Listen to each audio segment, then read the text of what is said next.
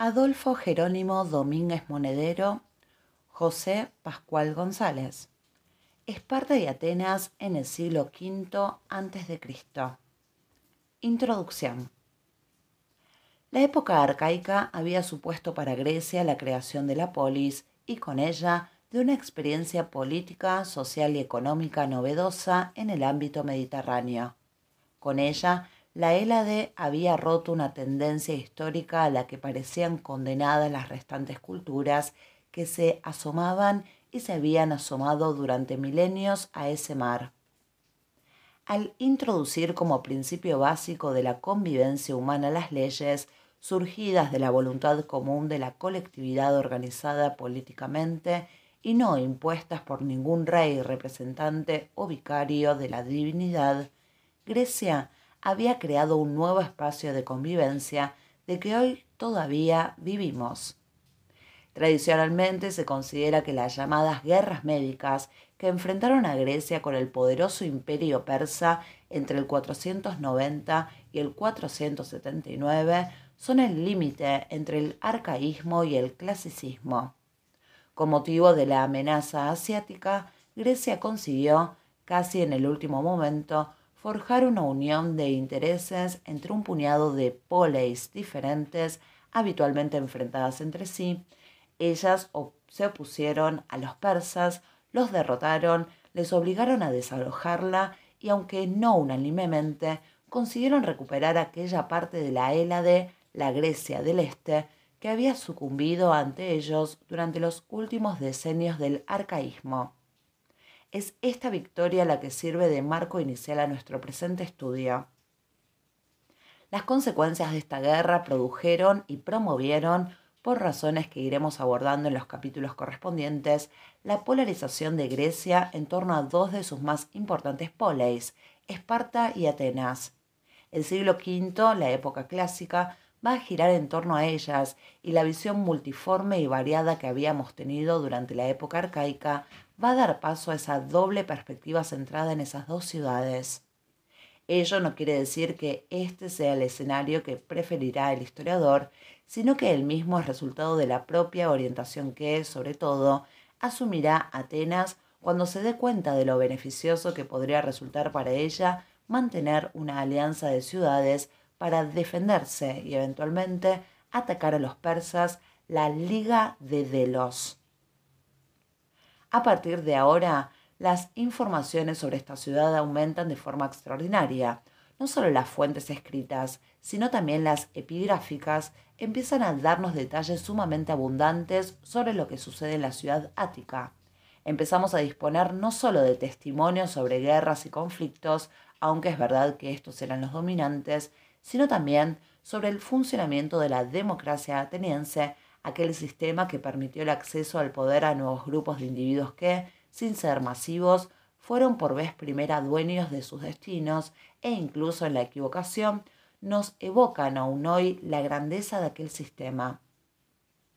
También algo del pensamiento de los atenienses nos ha llegado a través de su teatro y de sus educadores, los sofistas, que preludian el pensamiento del gran Sócrates y su tragedia al elegir, humano al fin, el bando equivocado. Informaciones de nuevo tipo empiezan también a completar nuestro panorama. Los restos materiales de la gran monumentalización que experimentó Atenas de la mano de Simón o de Pericles, las imágenes que inundan la ciudad y de las que solo nos quedan apenas las que decoraban sus preciadas cerámicas. Atenas fue el punto de destino de buena parte de la intelectualidad griega contemporánea por ser ella la que, merced a la posición que había adquirido como cabeza de una parte importante de la Hélade, aglutinó a unos grupos no solo cultos, sino con recursos suficientes como para invertirlos en, entre comillas, cultura.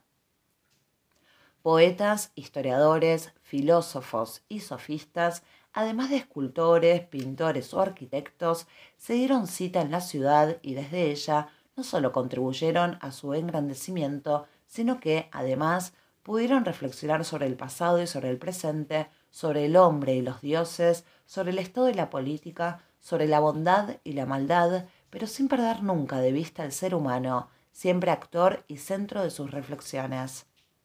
Es a esta acumulación de intelectos en la ciudad de Atenea a la que se debe, pues, el marcado carácter atenocéntrico que asume el siglo V griego, pues son atenienses o viven y trabajan en Atenas quienes nos sirven como fuentes de información. Incluso quienes tratan sobre la gran rival de Atenas, sobre Esparta, lo hacen desde Atenas.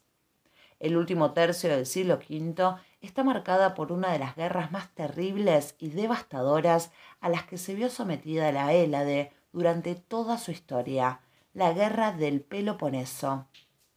La mayor parte de las informaciones que poseemos sobre ella se deben a Tucídides, también un ateniense. Los motivos, los pretextos, el desarrollo, los conocemos por él. Pero también lo que pasaba en Esparta, cómo se reaccionaba allí, cómo se actuaba. Y cuando la obra de Tucídides deja de servirnos de guía, será otro ateniense, Genofonte, profundo admirador de Esparta, quien continuará informándonos. Es por lo tanto la visión de Atenas de sí misma y de cuanto la rodea la que impregnará todo el siglo V. El resto de la Hélade apenas hablará si no es por la voz que le prestan los que escriben desde Atenas.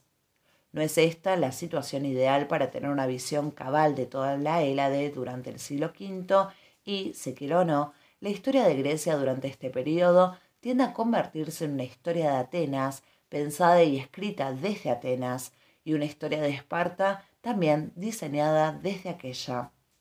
El resto de las poleis de la Hélade, que parecían haber tenido voz propia durante el arcaísmo, en parte también un espejismo, quedan reducidas a actuar como actores secundarios, con más o menos palabra, en este gran teatro mundial.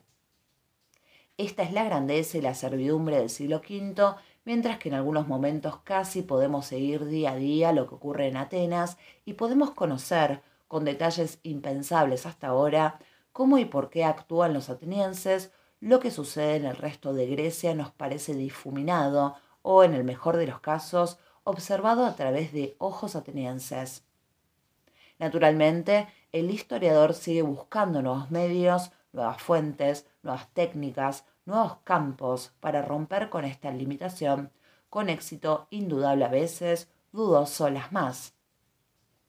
Mientras tanto, Atenas y su ocasional y deformador reflejo, Esparta, seguirán siendo necesariamente el centro principal de atención para el historiador. No obstante, no todo está dicho. Nuevos enfoques, nuevas lecturas de las fuentes escritas, el apoyo de nuevas metodologías y ciencias auxiliares hacen de esta época, todavía hoy, una de las más abiertas a las nuevas aportaciones. En los capítulos siguientes pretendemos dar un panorama que preste o presente tanto una exposición de los hechos principales cuanto alguna de esas nuevas visiones que la historiografía contemporánea está dando a algunos de los problemas que plantea este fascinante periodo de la historia de Grecia.